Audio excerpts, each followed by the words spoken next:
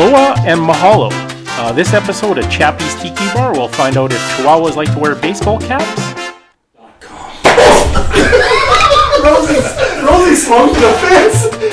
That was best tropical destination stories, sort of. We're going to learn my Gnocchi Hack. We'll go to Il Centro Italian restaurant in Calgary, Alberta. I'm going to make an Espresso Martini. Then I'm going to Detroit, Michigan, and we're going to learn all about Detroit-style Coney Dogs. I'll make a Philly cheesesteak, and I'm going to give you my Super Bowl gambling tip, all right here on Chappy's Tiki Bar. Hello, I'm Chappy. This is Mookie, and I'm not at my Tiki Bar. This is the game day episode of Chappy's Tiki Bar. Mookie's just trying to motivate me to get up. I got a big day ahead of me. I have some guys coming over, and I'm gonna do a lot of cooking. And Mookie's trying. What's that, Mookie?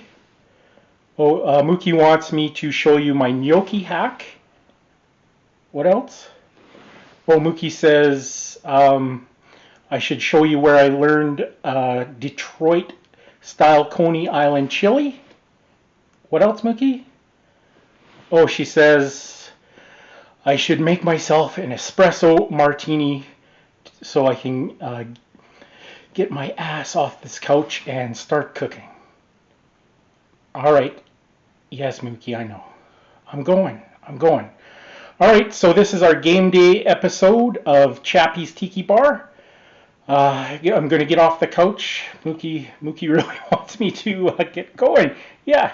All right, Mookie, let's do it. All right, so keeping up with the game day theme, I call this next segment, Do Chihuahuas Like to Wear Baseball Caps? I'm pretty sure I know the answer to that, but for the sake of science, we'll find out. Mookie, would you like to wear your baseball hat, Mookie? Come here, Mookie. All right, let's get the hat on you. Come on, it's okay. Get the hat on. Okay, here we go. Yes. There's your hat. See, you're named after a baseball player.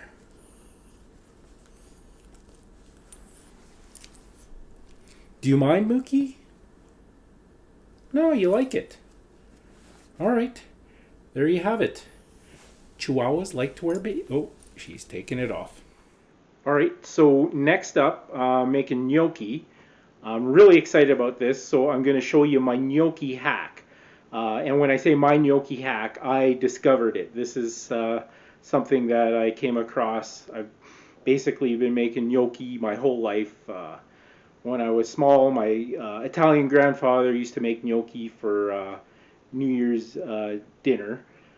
So basically gnocchi is a potato dumpling. And it's really tricky because moisture is a huge factor in making this potato dumpling.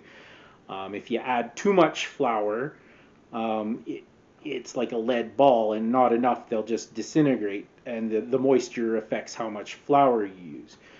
So my whole life I've been trying to perfect this gnocchi recipe, and then one day I just discovered on this thing by accident, and it was that was my enlightenment scene.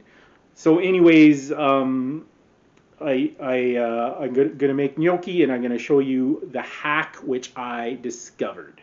All right, so next up I'm gonna show you my gnocchi hack which I discovered. So my whole life I've been trying to perfect the gnocchi recipe. Basically, as I explained, it's a struggle. You need as little moisture as possible. That way you use less flour and you have a lighter dumpling. So I'm always trying to figure out ways to extract the moisture from the potato to get a lighter, fluffier gnocchi or potato dumpling.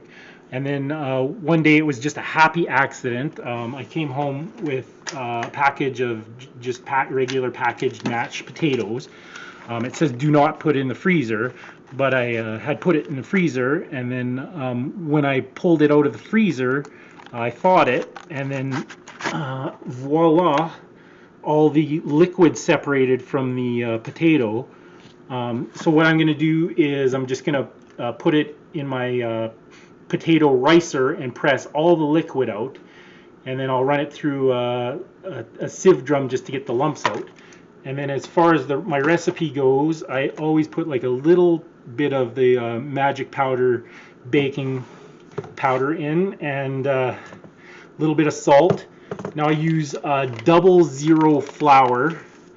This is 00 flour for pastas. You can get 00 flour for pizza. So the 00 flour is just a really fine flour, and it's high in protein, and I find that works best.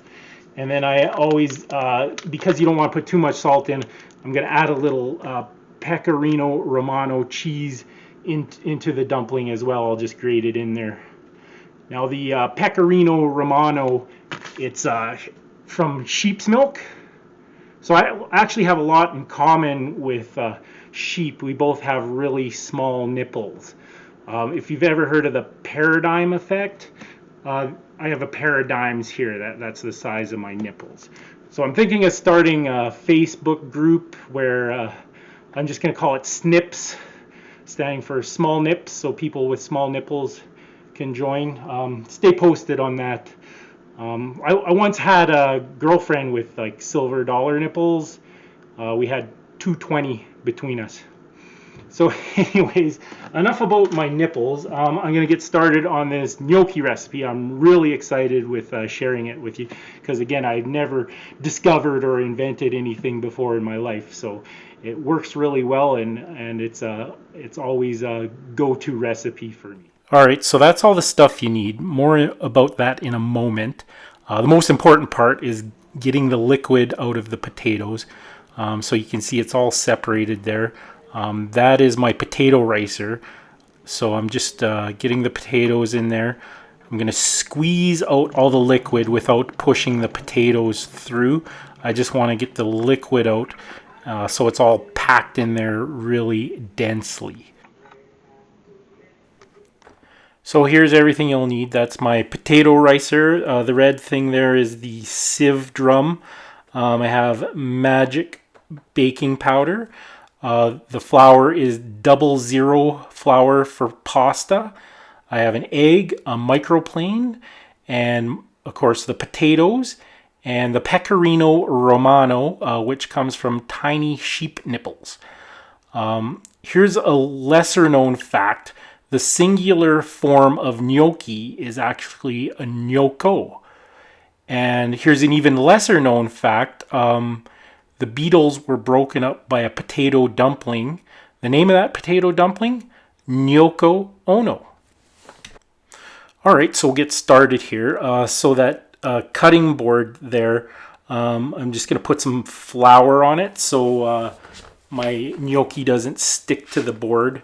And then I'm going to put the sieve drum over top of it so you can see the flours underneath the sieve drum. And I'm going to get the tightly pressed, compact mashed potatoes and just put it on the top there. And we're going to push it through. So this process or technique, we're just getting the lumps out. And it's just going to be like the mashed potato is going to be like a fluffy snow, really light, fluffy snow. Now the drum comes with this sort of like a gadget that you can press it through. I'm just struggling to get it off the side there. There we go, it's off. So that white plastic thing's just going to help me press the mashed potatoes through the sieve drum, and there will absolutely be no lumps in this gnocchi. So I just want to skip ahead because this is a really important step, especially if you're making lots of batches. And you can see that so much liquid came out that you don't get a lot of potatoes. So if you're making it for a lot of people, you want to use 2 or 3 packages.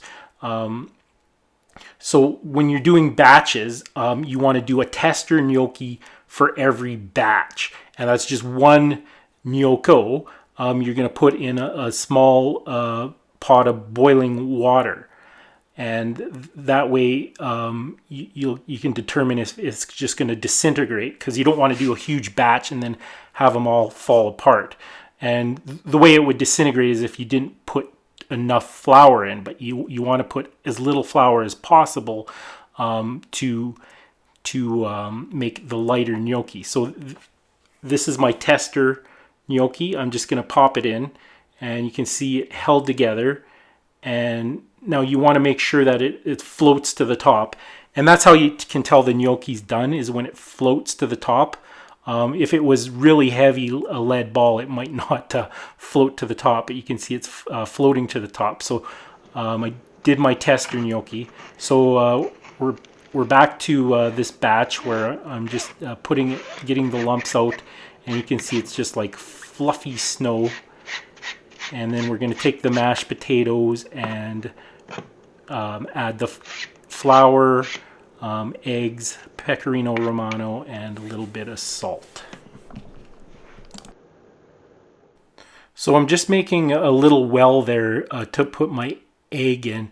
Now, because this batch is so small, a whole egg is going to be way too much egg. So I'm just going to put the egg whites in. So almost like half an egg for an entire package.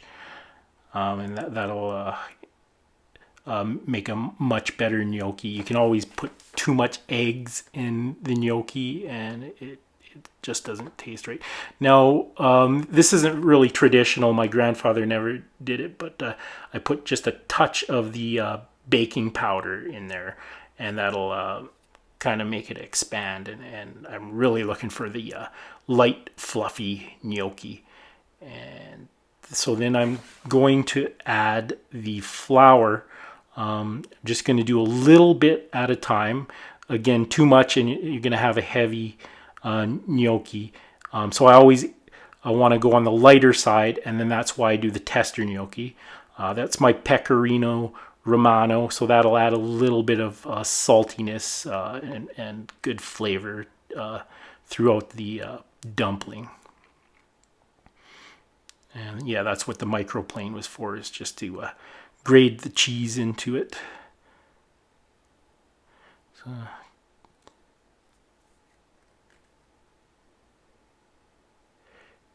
and then I'm just taking a fork and I'm just incorporating everything together. And you don't want to overwork the dough either. And I had forgotten to add the salt, so I'm just adding a little bit of sea salt there. Sometimes I add white pepper, but not always, and you can really overdo it on the white pepper. So I'm just folding everything in, again, not to overwork the dough. And I'll show you the exact consistency that I'm looking for. So you want to cut the ball in half, and then you want it to look exactly like vanilla ice cream with all those ridges in there. So you're looking for those ridges, and that is just about the perfect consistency that you want. So there I am. So I got flour on the board, and I'm just rolling them out into snakes. And you don't really need a dough cutter. A butter knife can do. And you're gonna cut the snakes into little balls, and then next I'm putting sort of indentations or little wells in the dumpling. That's to hold the sauce. And that's the way my grandfather used to do it. He was super quick. Now this is a gnocchi board. This is another option. So the gnocchi board will put ridges into the gnocchi, and that's another way to retain the sauce. But I'm just going to do it the way my grandfather did it, with the little finger indentations in each individual gnocco. So then you want to get a big pot of water. You want to season it heavily with salt. And once the gnocchi's in there, basically the gnocchi will tell you when it's done because it'll float to the top. And then I'm just going to put it directly into my meat sauce. That was the Sunday gravy that I spoke of in episode 3. So I just have some spaghetti sauce with stew meat. So it's a real meat and potatoes dish. So I'm just waiting for the gnocchi to come to the top. You can see it finally floated to the top. I think I was having some kind of seizure stroke there. I just started shaking. But anyway, so once it floats to the top, you know it's done, and you can see it's all retained its shape. So next up, I'm going to show you my go-to gnocchi restaurant in Calgary. It's Il Centro Pizzeria. That's the address, 106-6036 3rd Street Southwest. It's actually very close to the Chinook Mall in Calgary, Alberta. It's just a little strip mall, and it's family run. Now, how I heard about this place, it was featured on Pizza Wars, I believe on the CMT network. So I went there with my girlfriend. Now, I ordered the Negroni. Please watch episode 1. Very first scene on my first episode, I make a Negroni. That's the Negroni at Il Centro. Now, there's this show in England called the Graham Norton Show, and they had a Christmas special, and he had Jaimie Oliver on, a celebrity chef, making a Negroni, and the other guest was Will Smith. So Jaimie Oliver says he's going to make a Christmas Negroni, and Will Smith replies, "I too have been known as a Christmas Negroni." It's kind of neat. The Prosecco came in a little champagne type bottle with the cork. So there's the star of the show, the gnocchi. I think it's by far the best gnocchi in the city. My girlfriend had the vongole, or clams, linguine and clams. So definitely check out the gnocchi at Il Centro. And this is the pizza they had featured on Pizza Wars. It's called a Stuzzichina. It's basically a margherita pizza, but it has the fresh tomatoes, and then it's just covered in prosciutto ham. It's just a gorgeous pizza, and it's Neapolitan style. So on the Pizza Wars, they went up against 2 other pizza places in town. I've tried all 3 pizza places, and I like Il Centro the best, even though Il Centro didn't win that episode. I think Il Centro should have won. They're by far the best pizza out of the 3. Close second was Without Papers. Today's game day, and I have a bunch of guys over, and I'm going to mix them some espresso martinis. So there's 4 components here. I got the Vincent Van Gogh espresso flavored vodka. I have the creme de cacao white liqueur, and I have a Kahlua liqueur, and then I have some chilled espresso.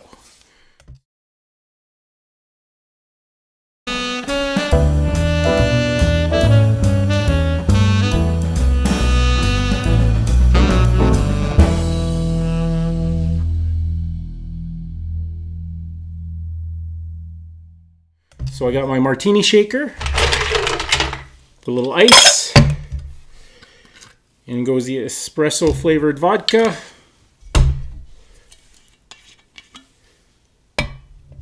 cream de cacao, and Kahlua. And then last but not least, my espresso that has been chilled. I'm going to give it a shake.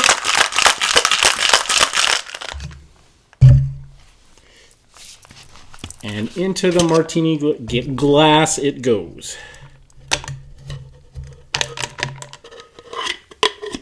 And that is my espresso martini.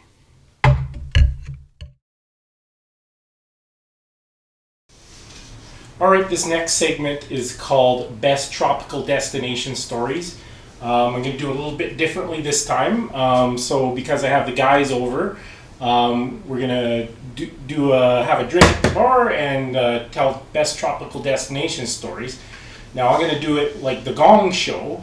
So if the story's really bad, I'm just going to give it a little, and then that's it. So first up, we're going to have Jordan. He came all the way from Olds, Alberta, and he's going to give us his best tropical destination story. What are you doing? Oh, God! So send your best tropical destination stories to Chappy Tiki Bar at yahoo.com. Rosie swung to the fence. Just switch hitting them. That was a good one. Yeah. Rosie really stepped into that one. I was just a pitcher. That's funny. Rosie's built like a cleanup. He looks like Babe Ruth. All right, here I am in the Motor City, Detroit, Michigan. And the reason why I want to show you Detroit, Michigan is I want to show you where I got the idea for Detroit-style Coney Island chili. So there I am just outside of Comerica Park, home of the Detroit Tigers. If you're from Medicine Hat, it's pronounced Tigers. So that brick building there is Shellys Chili Bar. So it's a restaurant owned by former Detroit Red Wing and Chicago Blackhawk and Montreal Canadian, Chris Chelios. Now the address of Shellys Chili Bar is inconsequential because they went out of business in November 2018. So it sounds like the recipe from Shellys Chili Bar came from Chris Chelios' mom, and I believe they're Greek, so I detected a lot of Greek seasoning in the recipe. Chris Chelios has 3 Stanley Cups, 3 Norris trophies for best defenseman, and has the record for most games played by an NHL defenseman. You can see it's right across the street from the ballpark. These gentlemen are actually going into the ballpark. I know this because this gentleman is picking his seat. Oh, thank you. You're too kind. No, thank you.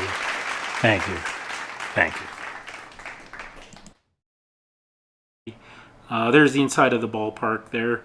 I know I went to one game that was rained out. It looked like it was raining pretty hard there. But more about Shellys Chili Bar. I'm just pulling this up on my phone. So it looks like there was a couple murders there in 2007. So it says 2 killed at Detroit hockey players bar.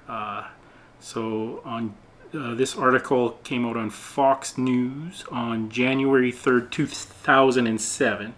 It says 17-year-old former employee of downtown sports bar owned by Detroit Red Wings Chris Chelios was arrested in the stabbing deaths of the restaurant's manager and a cook. The bodies of Shellys Chili Bar manager Megan Soroka, 49, of Dearborn, Michigan, and cook Mark Barnard, 52, of Detroit, were found Tuesday morning at the Hockey Player Stars Eatery. We believe, just based on the information right now, that a former disgruntled employee that may be responsible for these 2 murders. So it goes on. It looks like Chelios was a player at the time because it says Chelios, who did not play in Detroit's 2-1 win against Anaheim Tuesday night, will not travel with the team on Wednesday so he can deal with the matters at his bar. Chelios opened the restaurant in 2005 and also has a location in suburban Dearborn. The restaurant, which has a banner honoring former Red Wings captain Steve Yzerman hanging from the exterior wall, had been expecting a busy night Tuesday because of the ceremony at Joe Louis Arena honoring Yzerman.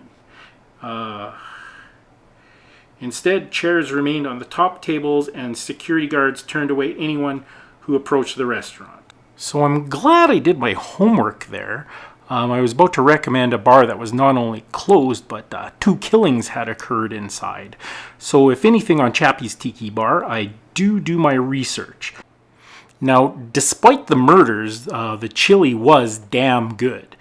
So more about that Detroit-style Coney Island chili in a moment. I just want to talk a little bit about that sports trip that I took to Detroit.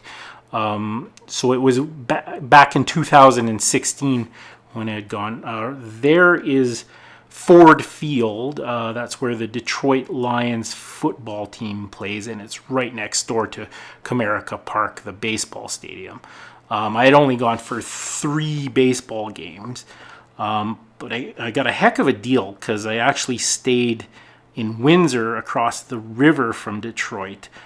So I used my air miles and I flew from Calgary to Windsor. So the flight was virtually free except for the taxes. And then I stayed at Caesar's Palace in Windsor, right on the river. It was great 4-star accommodations. It wasn't quite as good as Caesar's Palace in Las Vegas, but I was able to use my player's card and I got a heavy discount on the rooms. So it was a great trip and I didn't spend a lot of money there. And then the other cool thing was the city of Windsor and Detroit had worked out something with their city transit.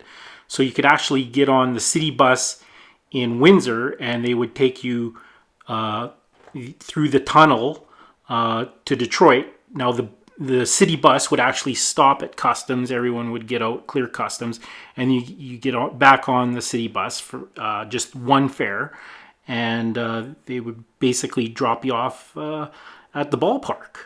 The other thing that I found kind of interesting was when I was staying in Windsor in Canada, you actually, if you look at the map, you go north to Detroit.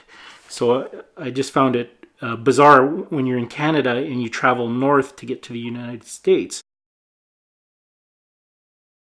So the whole point of this clip is I'm making my Detroit-style Coney Island chili. So I'm going to do some chili dogs for my party. So I found this article online. It's by Whitney Falloon, and it's on All Eater Explains. The name of the article is The Cult of the Detroit Coney Dog Explained. So it goes on to say, who invented the Coney Dog? As with most any beloved iconic food, the exact origins of the Coney Dog are hotly contested. But one thing is certain, while one might logically assume that the Coney Dog originated on New York's Coney Island, it is widely considered to be a Michigan original. Coney Island is, however, the birthplace of the American hot dog. But one thing everyone seems to agree is the credit for the Coney Dog goes to Greek immigrants. According to a 2012 book called Coney Detroit, the dish's history goes back into the 1900s when Greek immigrants coming to the U.S. Would have come through New York's Ellis Island, which is awfully close to the hot dog epicenter Coney Island. Said immigrants are thought to have encountered the hot dog there and then eventually made its way further west where the Coney Dog was born. 3 different restaurants attempt to lay claim to the original Detroit Coney Dog. American Coney Island and Lafayette Coney Island, both in Detroit, and Todorov's original Coney Island in Jackson, about an hour west of Detroit. The rivalry between American and Lafayette is the stuff of Detroit legends. The real story is only slightly more complicated. As the story goes, brother Bill and Gus Caros opened American Coney Island on downtown Detroit's Michigan Avenue in 1919. Years later, they had a falling out, and in 1936, Bill decided to open his own diner, Lafayette Coney Island, right next door. Today, American remains a family-owned institution while Bill's employees now operate the Lafayette restaurant. The pair have been battling for Coney Dog dominance ever since. Okay, so now I am going to give you my 5 techniques to make my chili. First off, you want to brown that ground beef extra crispy. Do it in small batches if you have to.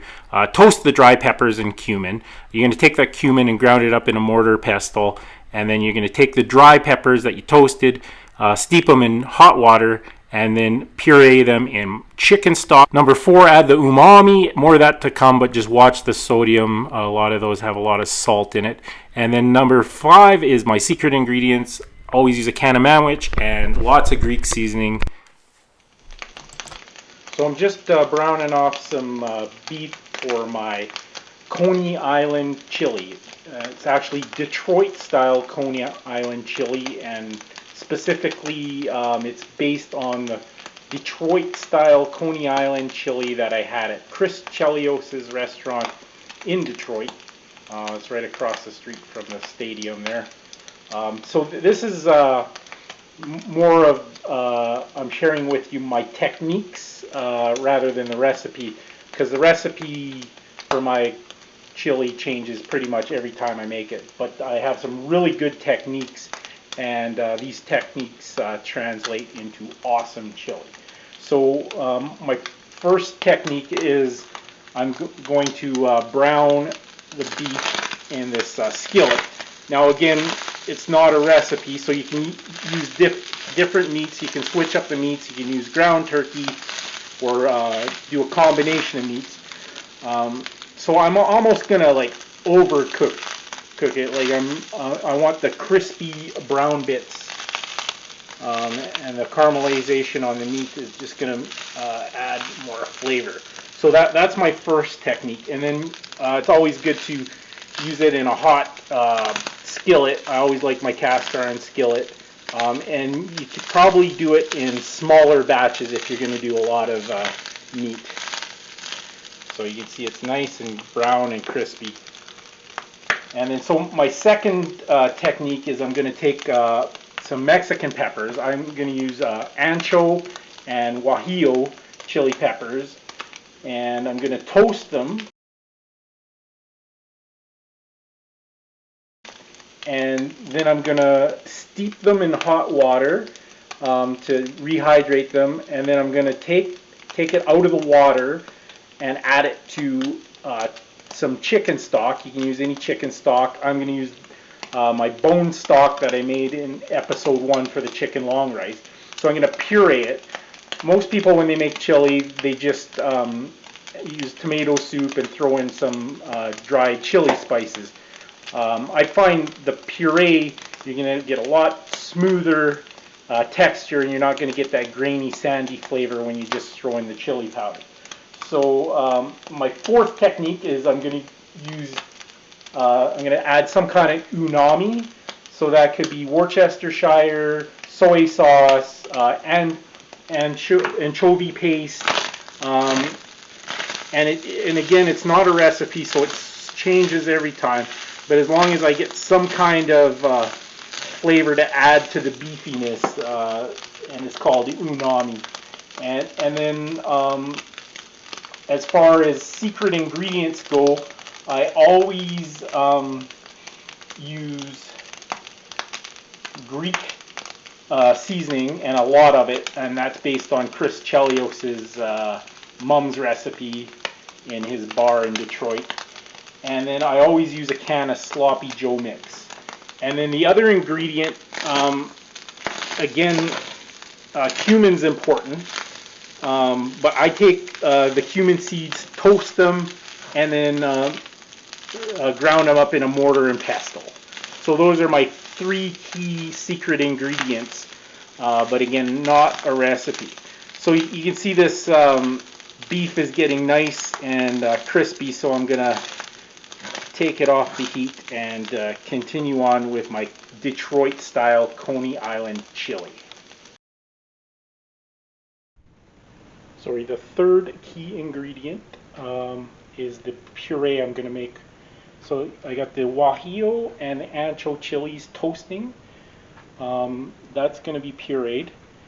Now I have the cumin that's already toasted. So I'm just going to get in there with the mortar and pestle, get that into a powder. Now the majority of my seasoning is going to be the puree. And then, so all this other stuff is just optional. I have a chili kit. I have chili spices, cayenne pepper, some Cajun seasoning, that's called Slap Ya Mama. And then I don't always use, but Coney Island chili does have cinnamon and nutmeg. If I do use it, I just use a touch. I got adobo. I usually use sweet Hungarian paprika. And then sometimes, but not always, I'll add a little bit of chocolate. And I also have this espresso cocoa powder with sea salt. That stuff is optional, but the main key ingredients are the Greek seasoning, the sloppy Joe mix, and the puree that I do with the Mexican peppers. In this case, it's the guajillo and ancho. So I'm going to let that toast a little bit more. You don't want to burn it. And as soon as you can smell it, it's ready to go. So then I'm just going to steep it in really hot water, probably for between an hour and 4 or 5 hours. And then I'll take it out and puree it with the chicken stock. Alright, so I got the guajillos and anchos all toasted off.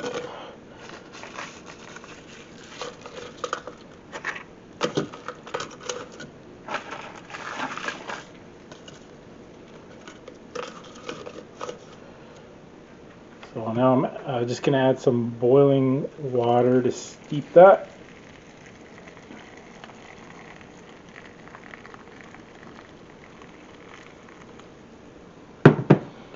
Just going to put something on top to keep it down. Once they're hydrated, I'm going to take the stems and seeds off, and then I'm going to puree it. That's my homemade chicken stock.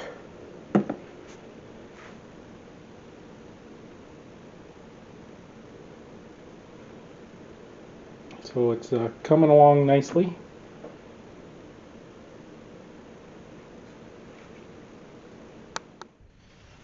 Alright, so I got my guajillo and ancho peppers steeped. I took the seeds out. I'm probably just going to throw the liquid away. Some people use it, but I find the liquid doesn't have a lot of flavor. So that's why I'm going to add my chicken stock. We're just going to wazz it up.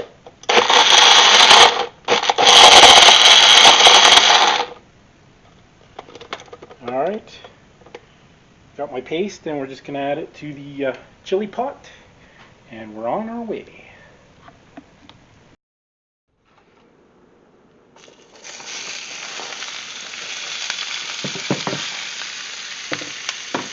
So I'm just browning my onions for my Philly cheesesteak.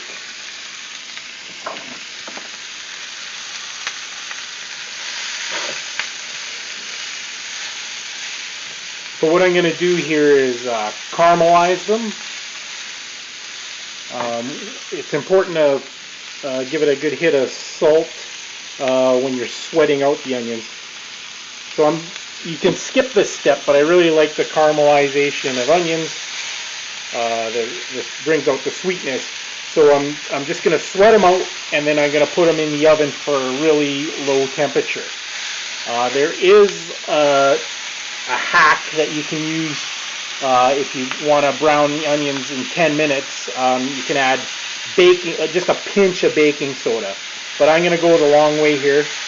So I'm going to just fry them up a little bit and then put them on in the oven in my cast iron skillet at about 250 degrees, and it's going to take at least 2 or 3 hours. Now I'm using like 5 large onions here. If you're not going to caramelize them like that, you don't need that many onions, but they're going to just shrink down to nothing, but they're going to be nice and brown like candy.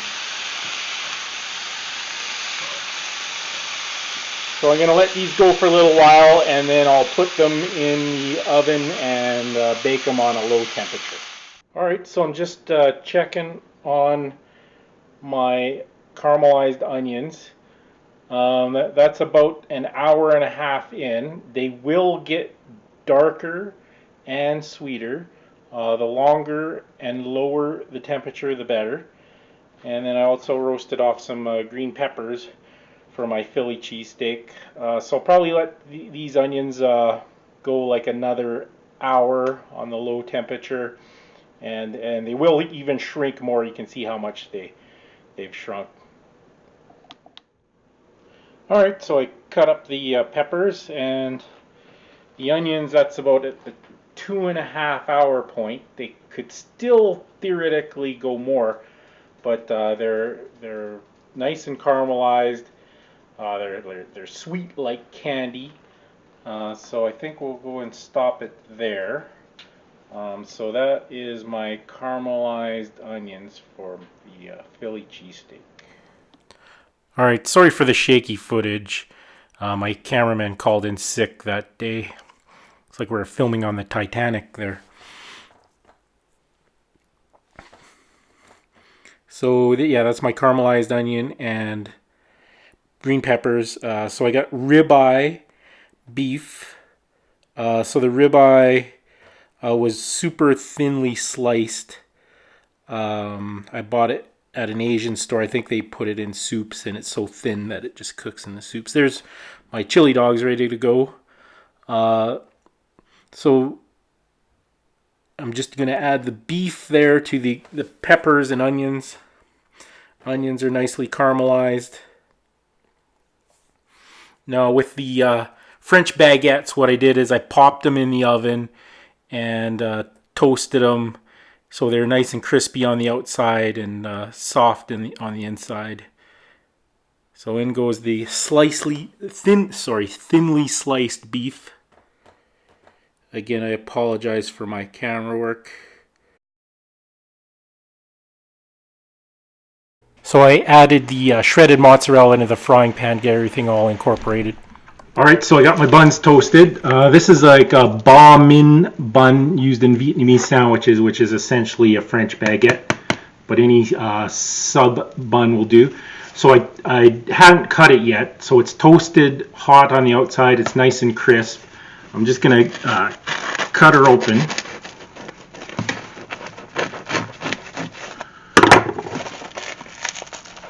And you see it's just steaming. Now I'm going to pull some of the bread out just to make room for my steak. Alright, so I got the grilled ribeye. Mozzarella is cooked into it, and then I got provolone on the top. Just going to slide it into the bun. And there's my Philly cheesesteak.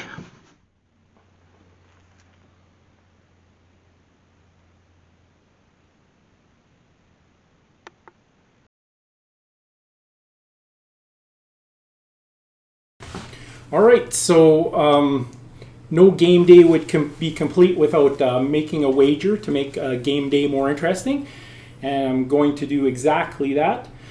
At the time of filming this, it's Super Bowl weekend. Now I have a system for betting the Super Bowl. About 20 years ago, I was in Vegas, and I ran into a guy who claimed to be a professional sports bettor, and he gave me a tip, and I've been doing the tip every year. I won't say it wins every year, but I've won more than I've lost. So I'll share this gambling tip on betting the Super Bowl with you. So what it is I bet the over-under. Now, this year, it's Kansas City and San Francisco in the Super Bowl, and the opening over-under that Vegas came out with was 53.5. So if you bet over, you want a higher score than 53.5. If you bet under, obviously you want a lower score. Now this guy's system is he looks at the opening over under, and then generally Vegas will move it one way or another depending on what the general public's betting. They want people to bet the other way. So what happened was, that's exactly what happened. The opening over under was 53.5, and it moved to 54.5. So by this guy's system, I will bet the under, and that way, not only am I getting 1 point value because the line moved, but I'm betting against the general public, and usually the general public is wrong. So that's the system. And now I went to my online sports betting book. I used pinnacle.com. Now it's also important to find a reputable online gambling website because there are a lot of shady ones out there. So I recommend going to sportsbookreview.com. I'll put it up on the screen. And that grades every website on payouts and whether or not they're shady. Now, pinnacle.com, they give it an A+, and I have been paid out before by them, so they are reputable. So anyways, the line for betting under 54.5 was minus 110. So basically, you have to bet $110 to win 100. The $10 is what Vegas calls the juice. So I bet $330, and if the bet comes in, I'll win $300. So stay tuned. Next episode, I'll let you know if I won the bet or lost the bet. What I'm going to do, this is going way too long, so I'm going to put the game day episode into 2 parts. So this will be the end of part 1, and stay tuned next week for part 2. So if you haven't already, make sure you subscribe to my channel. And if you like the video, give it a thumbs up. Mookie, we don't have much longer to go. We're going to end the video now. So this is Chappy saying, life is hard. That's just the way it goes. But sometimes it goes the other way. So I'll see you next week on part 2 of the game day episode.